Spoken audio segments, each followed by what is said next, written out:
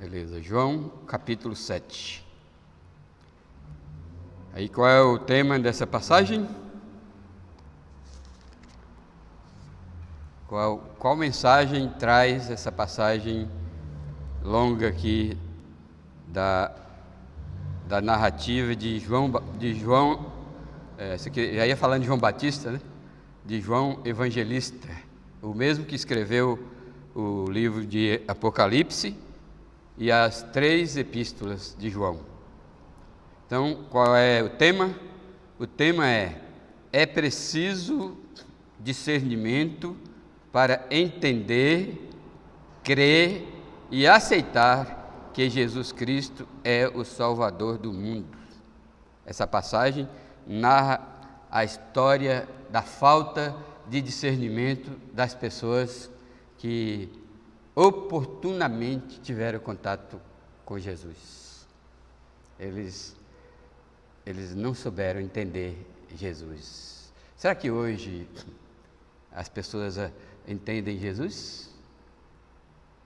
Sua pessoa e suas obras? Os liberais, nos anos 30, e isso durou até os anos 60, discutiam o Jesus histórico. Segundo eles, o Jesus histórico é diferente do Jesus real, né? Aí ele diz, não há realidade no Jesus histórico, né? E o Jesus real não existe. Então é coisa horrível, né? E aqui esse capítulo aqui revela claramente que o que havia em toda a classe de multidão, aqui fala de 4 classes de pessoas, classe assim, em termos de divisões aqui, em termos de proximidade, né? Então, primeiro a multidão, que eram os peregrinos que vinham para a festa do tabernáculo. Depois vinham o povo, que era aquele povo de Jerusalém. Depois vinha os líderes de Israel, os sacerdotes. E, finalmente, o mais próximo, os 12 discípulos, né? Então, exceto aos 12, com exceção dos 12, todos esses grupos não desenvolveram discernimento, né? Claro que a gente sabe por quê. Porque o discernimento é dado pelo Espírito Santo. E o Espírito Santo só é dado aos eleitos, aos inscritos no livro da vida. Então, você pode ouvir o melhor e mais claro sermão, que se o Espírito Santo não lhe der discernimento para iluminar o seu coração, você vai sair daqui do jeito que entrou. Simples assim.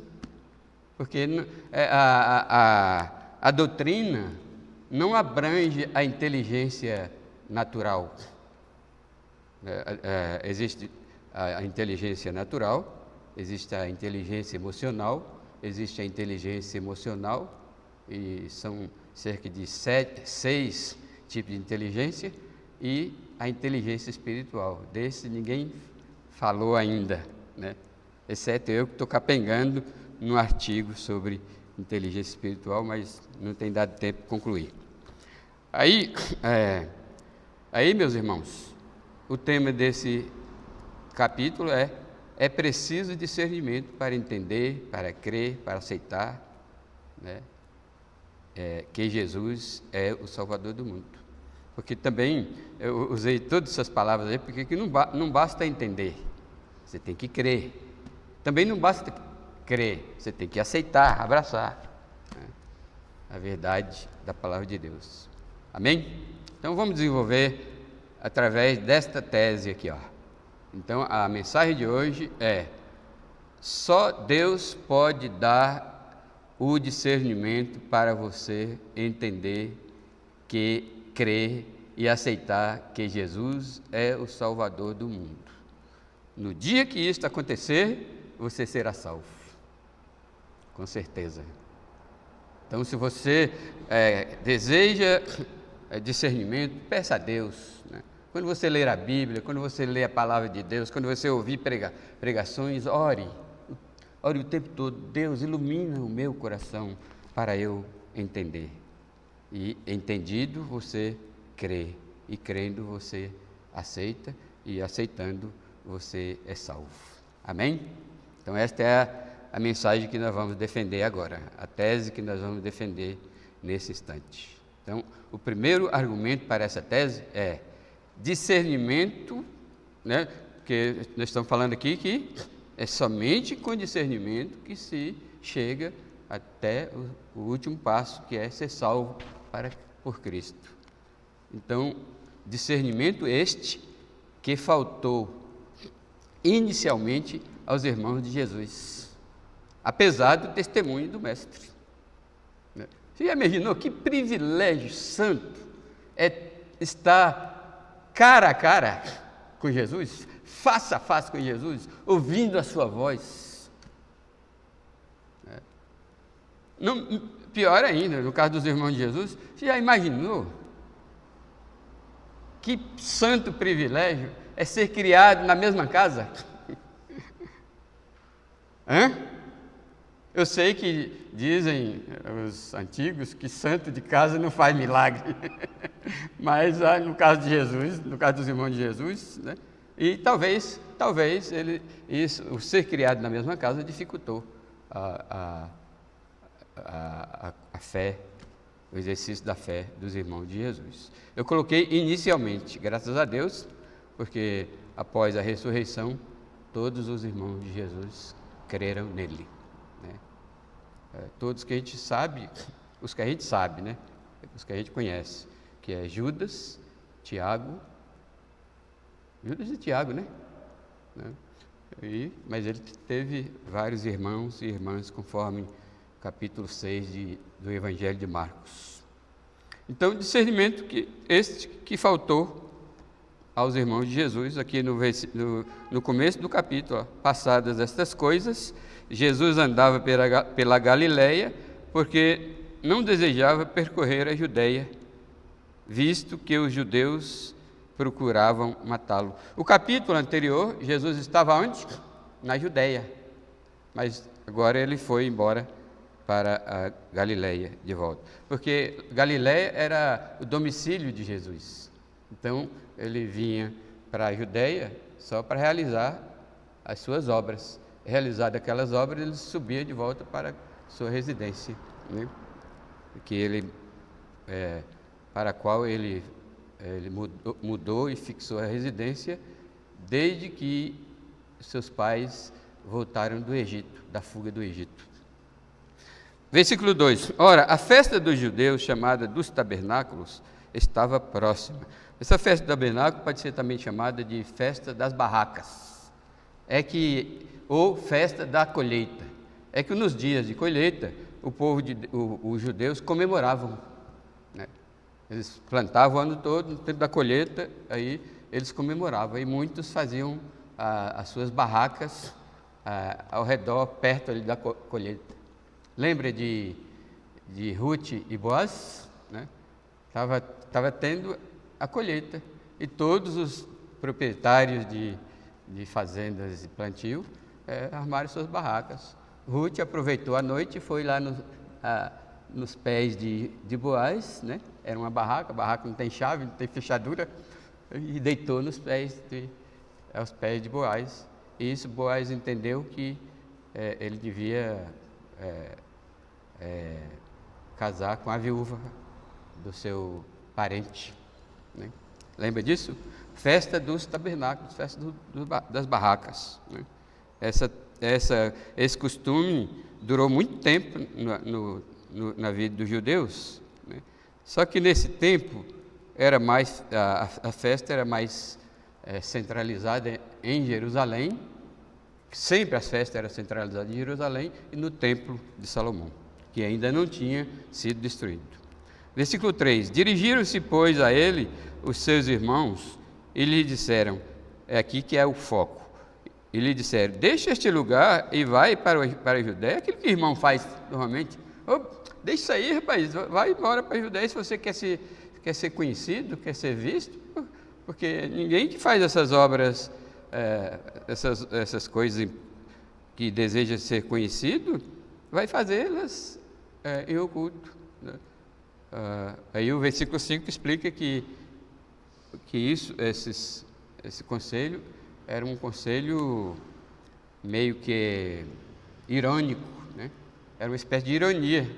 Os irmãos de Jesus ironizavam ele, porque ele não acreditava. Porque como crer que... Se vocês pensarem, não estou justificando os irmãos de Jesus, não. Se vocês pensarem, era muito difícil mesmo. Ser criado junto, e como é que Jesus era Deus, né? Foi criado juntos, né? Ali, comendo do que eles comiam, né? Chorando como ele chorava, né? Jesus também foi menino, como eu também o fui, chorou como eu chorei, andou,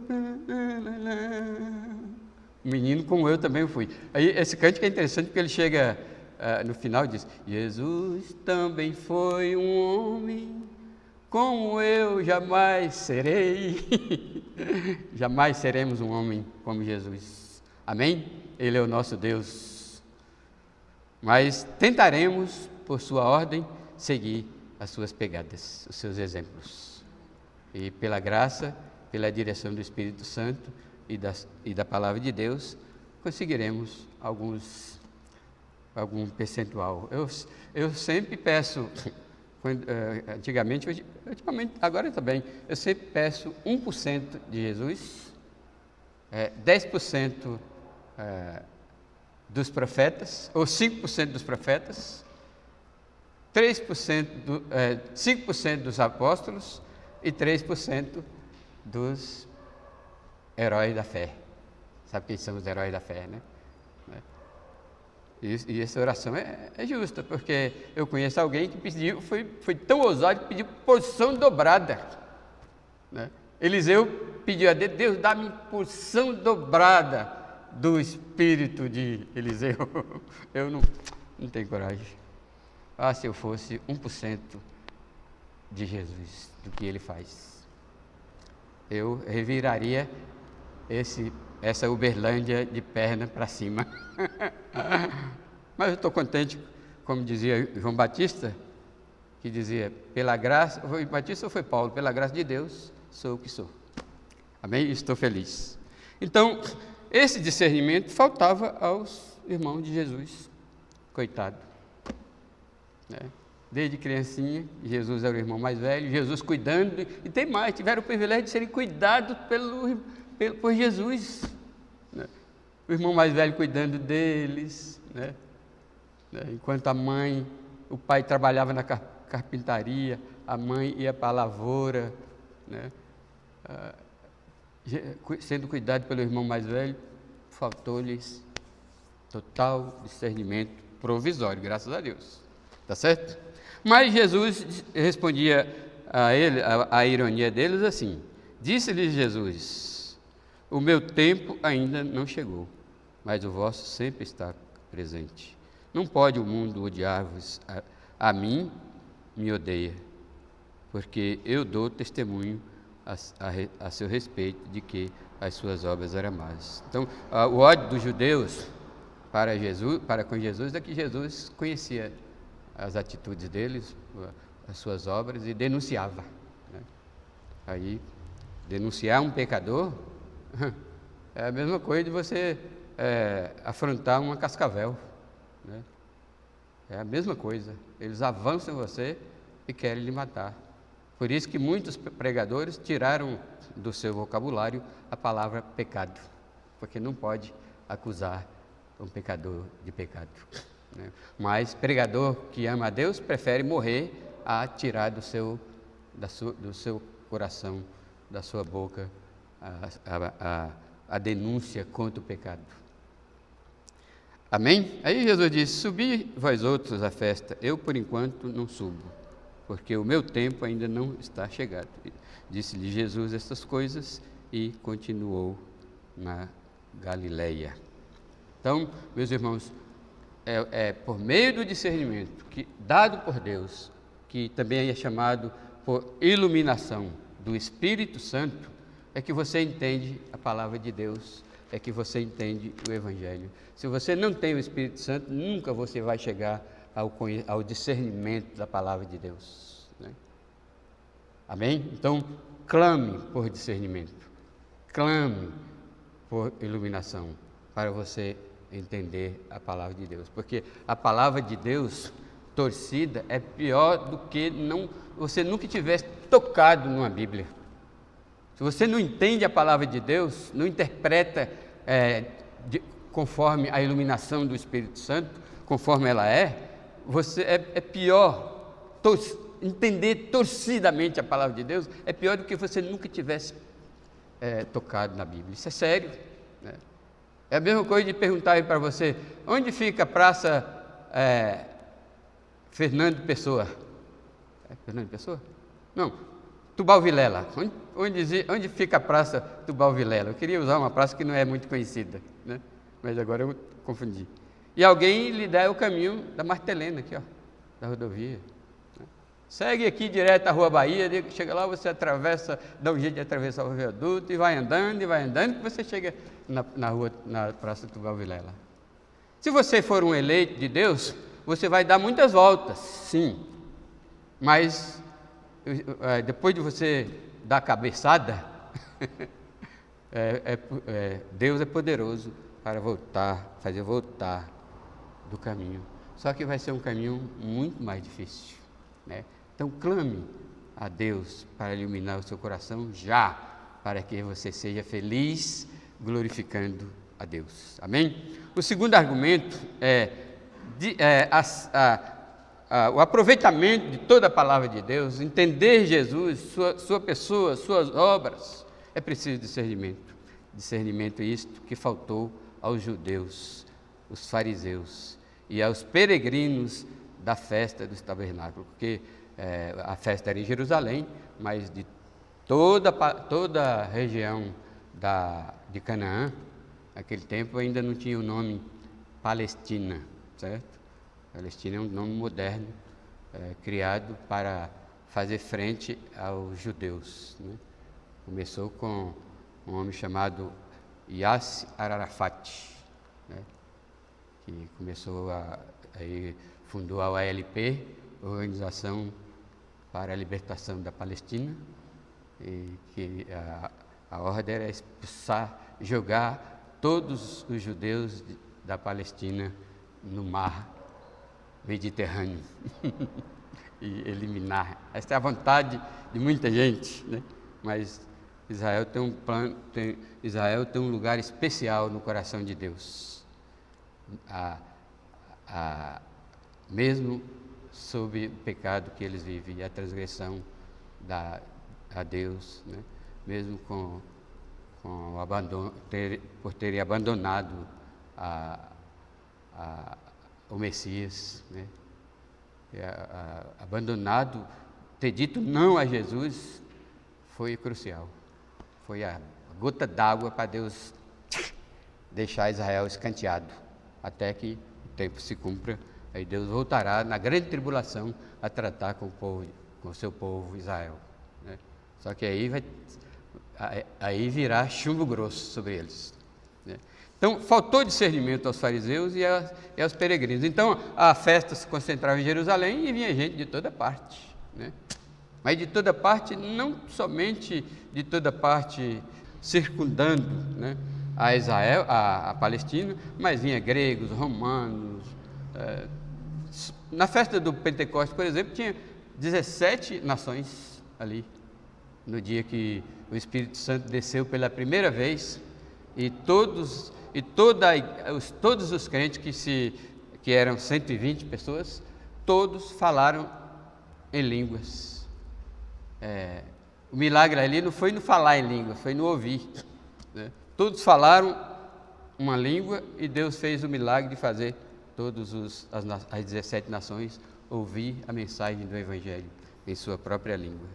Esse era o milagre, né? Os discípulos não falaram 17 línguas, falaram uma língua só e Deus fez o milagre no ouvido dos ouvintes. Então, esses peregrinos vinham de toda parte. nas festas principais dos judeus. Eram 3 festas principais: Tabernáculo, Pentecostes e Páscoa, né? E Deus aproveitava essas festas, quando Jesus estava aqui, para comunicar uma mensagem à multidão que tomava conta de Israel. Dizem que a abadia, onde tem uma peregrinação aqui de católicos, diz que a população aumenta 4 vezes. É possível que lá em Jerusalém, nessa época, aumentava 4 vezes ou mais, porque todos vinham participar dessa festa.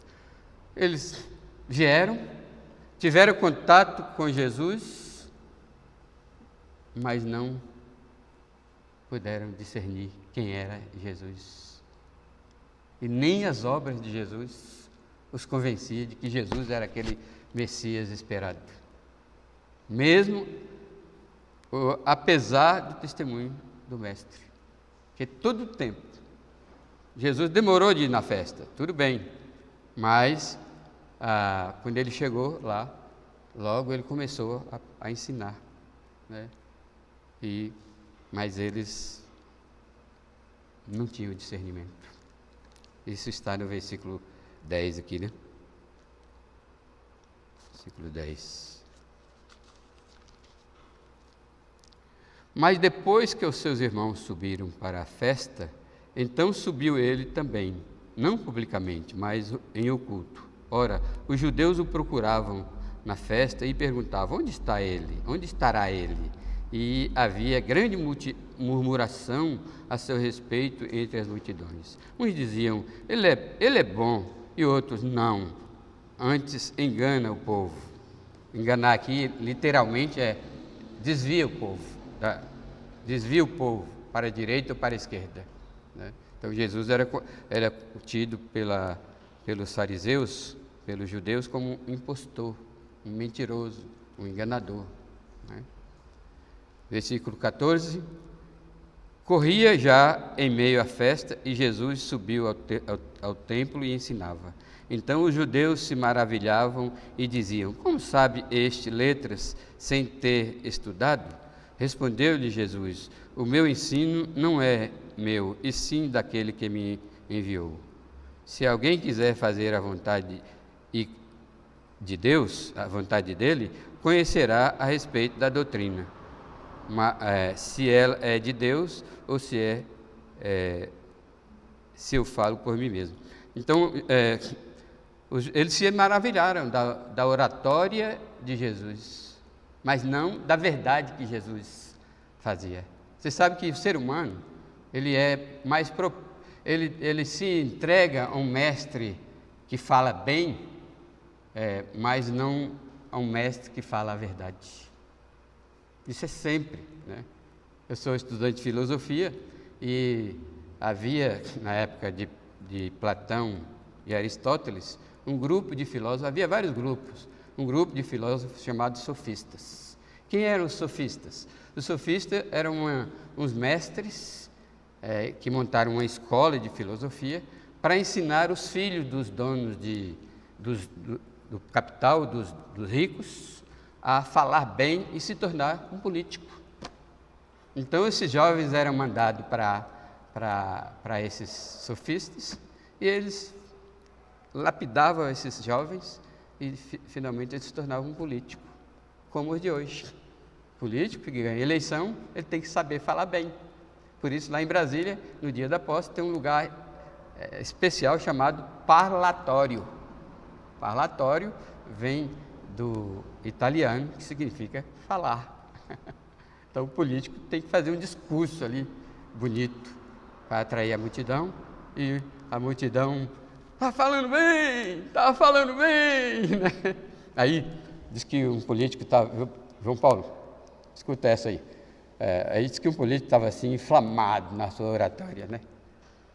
Eu prometo acabar com, eu prometo isso, prometo aquilo. E tinha um bêbado lá no comício deles aplaudindo calorosamente, viu? Aplaudindo calorosamente. De repente o candidato falou assim: eu prometo acabar com todos os bêbados da cidade. Aí o bêbado falou: já começou a falar besteira. Então é porque o político tem que convencer até os bêbados. Mas da verdade, eles só admiraram da oratória de Jesus, que, diga-se de passagem, era muito refinada, a oratória do Senhor. Afinal, ele é criador de todas as línguas, de todas as linguagens, de todas as técnicas de oratória, né?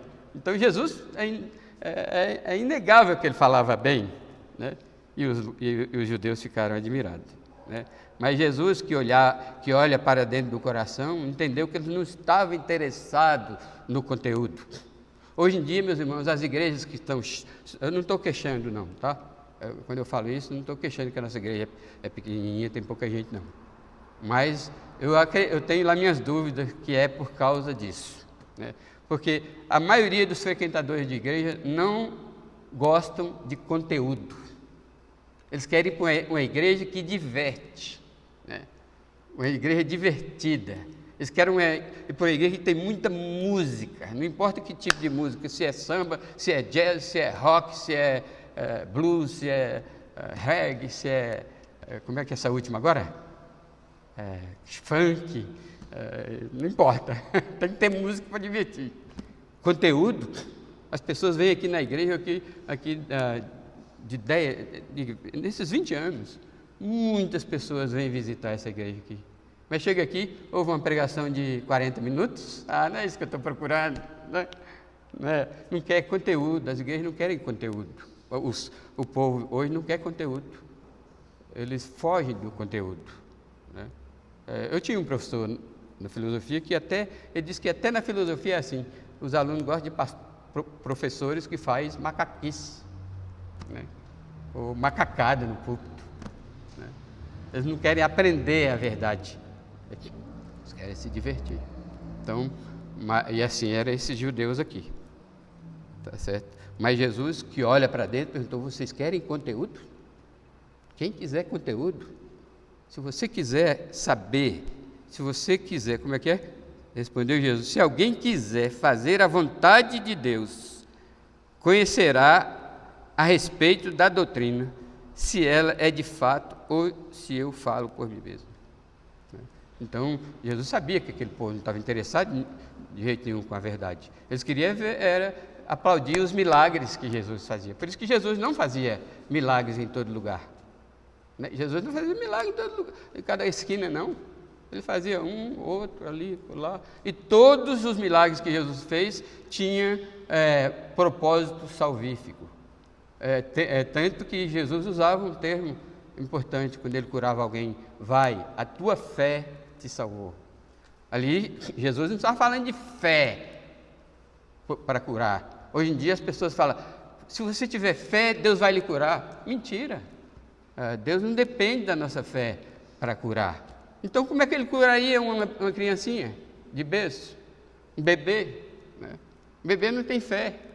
Então, Deus, quando Ele quer nos abençoar, muitas bênçãos não dependem da nossa fé, senão a gente estava morto, né? Eu mesmo, quando eu caí dali de cima, eu fui atacado por incredulidade leve, mas sim, toda incredulidade. Eu falava: meu Deus, eu nunca mais vou dirigir, eu sou apaixonado por dirigir. Deus, você me deu um carro bom, mas eu não vou conseguir mais dirigir. Isso é falta de fé, é incredulidade, né?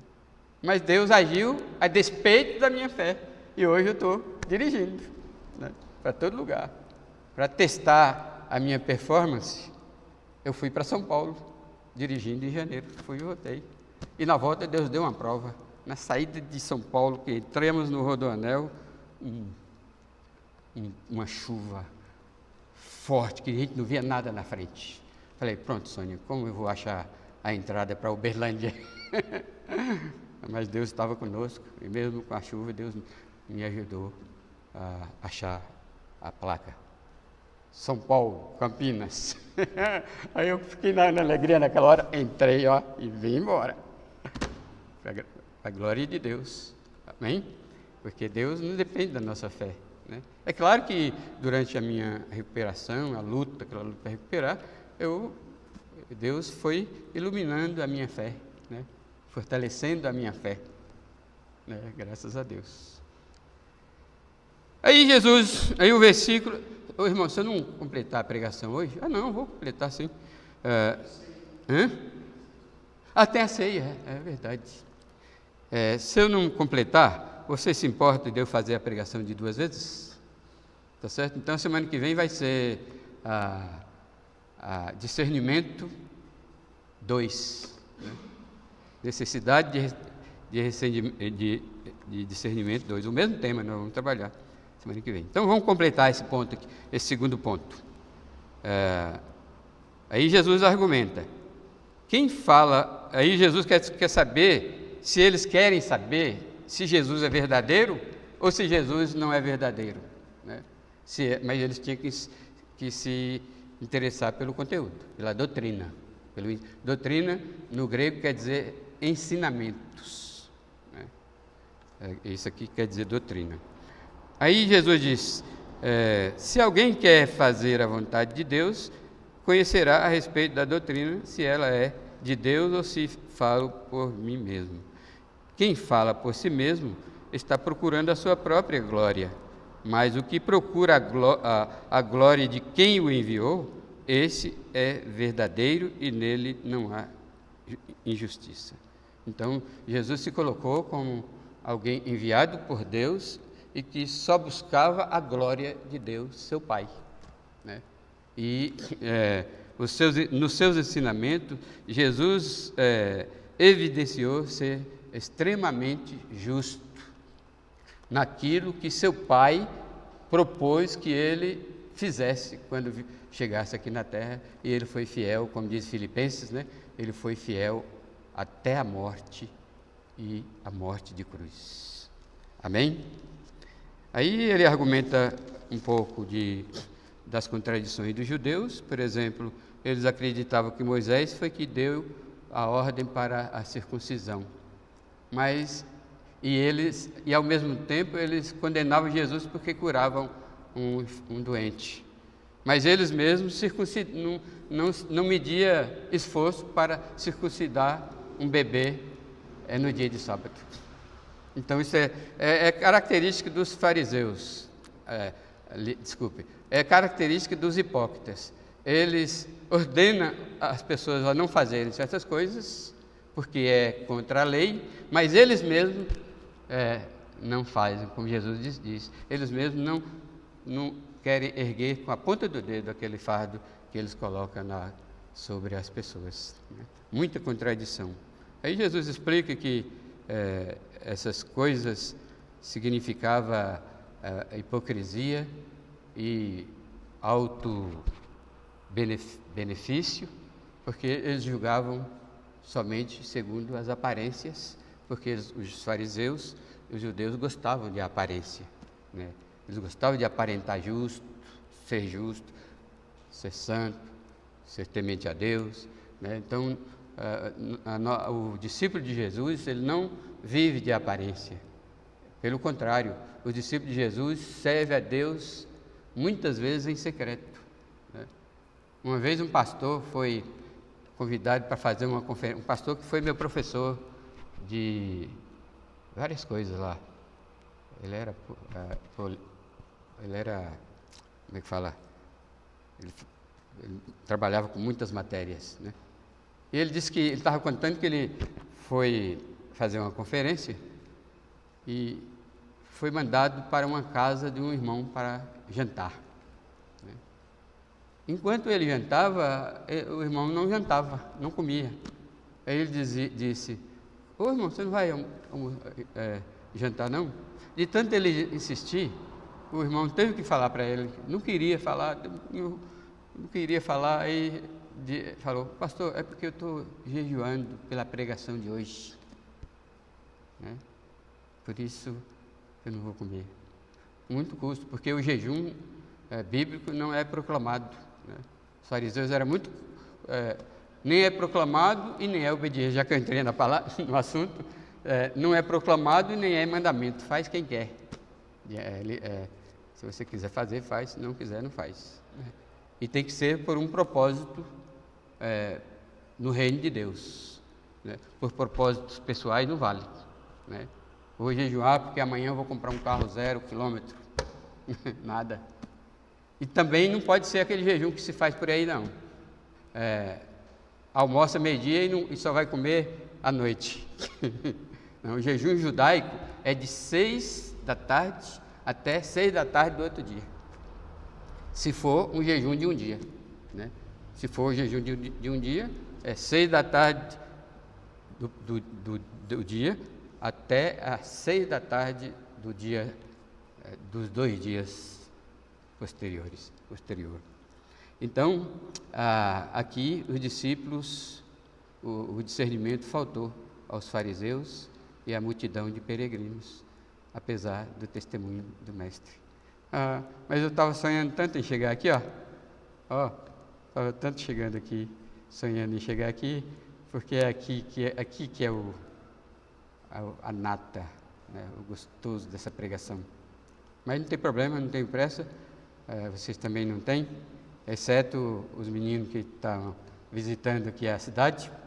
Mas se estiver aqui na cidade, estão convidados para domingo que vem à noite, a continuidade desta pregação, para a gente cumprir o nosso horário. E demais, agradeço a todos que ouviram, com paciência. Muito obrigado por me ouvir. Eu espero não ter traído a sua expectativa da leitura do texto, porque eu já fui traído, né? O pregador vai lá e lê um texto, vai sair coisa boa aí. Aí ele vai 1 quilômetro mais do texto que leu e não abrange o texto. Eu espero não ter feito esse pecado. Mais uma vez, Senhor, te damos graças pela tua palavra, santa palavra, que nos alimenta, nos fortalece, primeiro que nos salva e nos livra do fogo do inferno e nos coloca em comunhão com Deus por meio de Jesus Cristo e pelo poder e instrução da tua palavra através do Espírito Santo. Nós agradecemos, se for da tua vontade, se Jesus não vier esta semana, domingo que vem nós vamos voltar a esse mesmo assunto, para a glória de Deus. Em nome de Jesus, amém. Amém?